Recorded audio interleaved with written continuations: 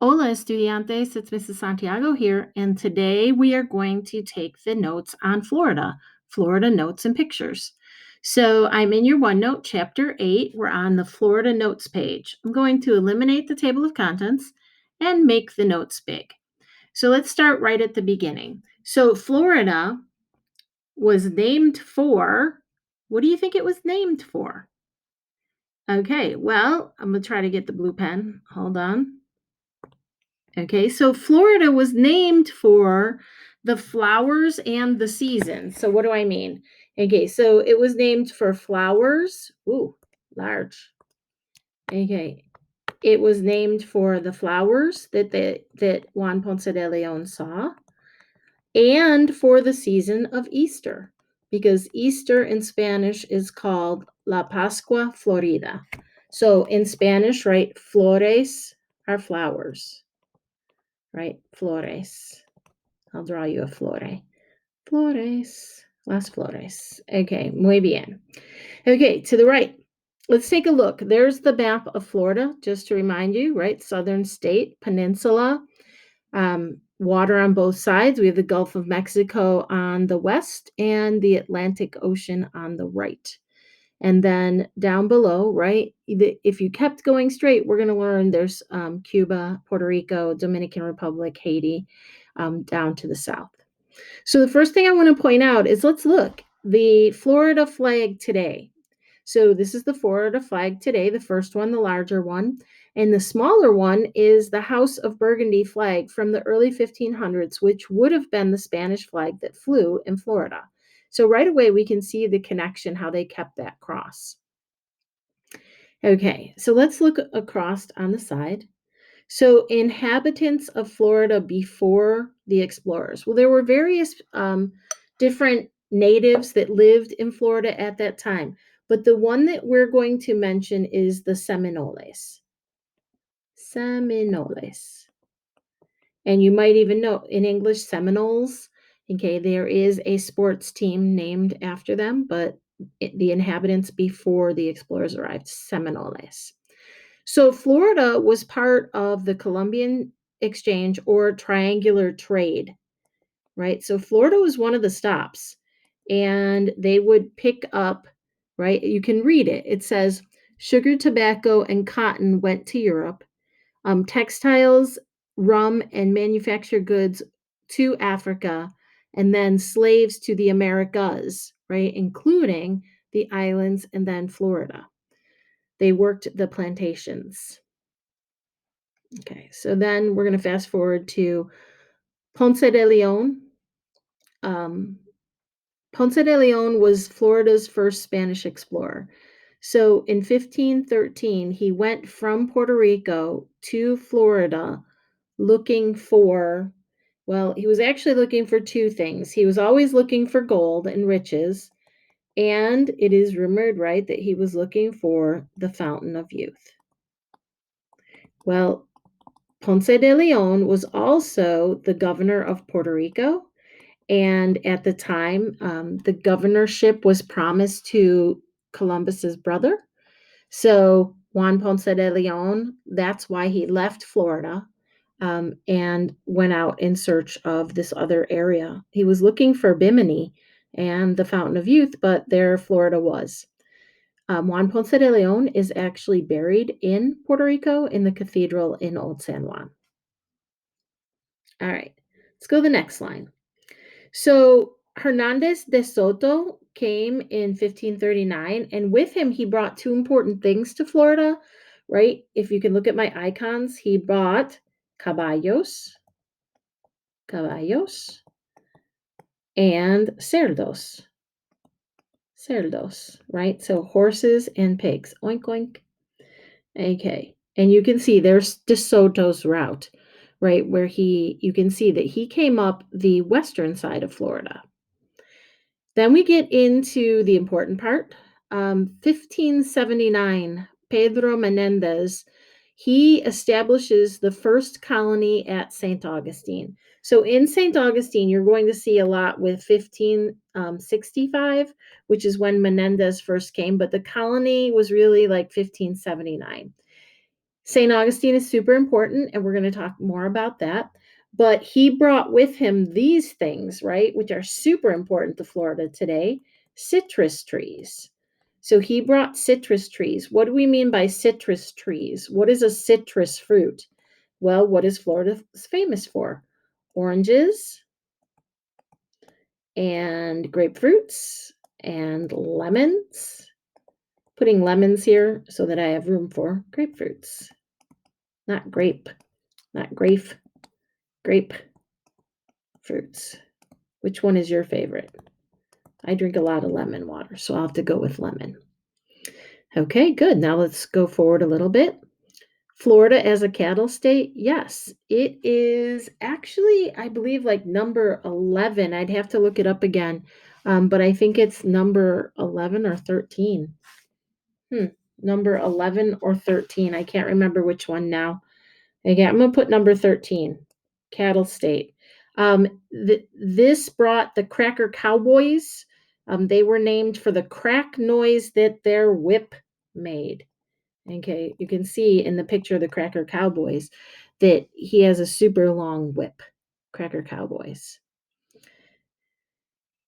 Okay, and then the explorers from the Caribbean brought sugar. Okay, important for the making of rum and other products. In Spanish, azúcar. El azúcar. Okay, muy bien. Let's go down. What's the next thing we're going to learn? Okay, so this is Florida in 1821. This is the map, 1821, the United States. Florida becomes part of the U.S. territories. In the other video, you'll remember the Adams-Onis Treaty. They actually signed the treaty in 1819, but Florida became part of the U.S. territory in 1821. But I also wanted you to note on this map that all of this yellow territory, right? So I'll get my yellow highlighter. So all of this yellow territory, there it is, yellow. I'm just coloring it darker yellow. They have it in a light yellow. All of that yellow territory is a territory of Spain still.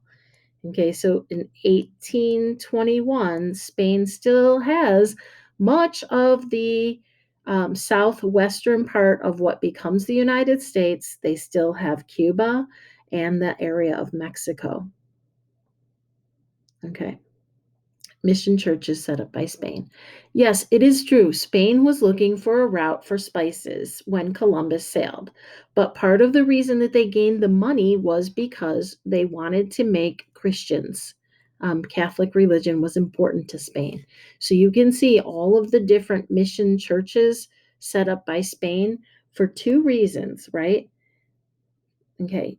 They wanted to make Catholics, right? They wanted to convert people.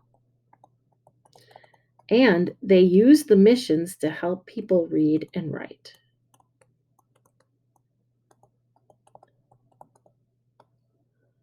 Okay. You can see Florida had quite a few. It's super cool. Okay, so Fort Mose, this was the first free black settlement in the U.S. It's part of the Underground Railroad. Florida isn't really known for that, but I think that's super important for us to point out. Fort Mose. This is actually a spot you can go visit in St. Augustine. So in St. Augustine on 1565, do you see that? Or is that 85? September 8th, 1585. Okay, so I'm going to write that bigger so you can see it, right? 1585. Okay, this is the site of St. Augustine where the first Catholic Mass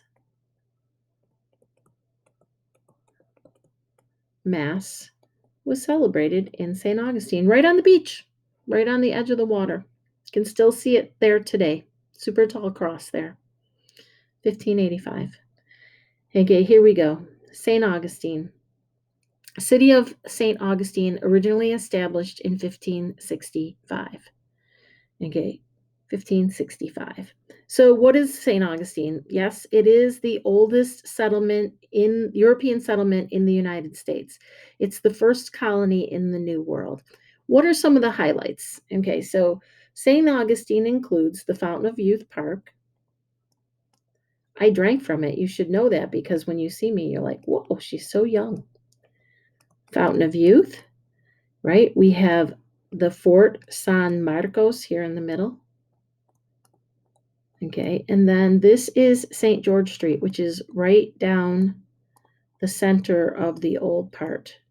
So this is St. George Street. Okay, muy bien. Let's move on now to talk about my favorite part, which is Vive la Comida. Okay, la comida. Floribian flavors. So Floribian or Floribian, okay, Floribian flavors, yum.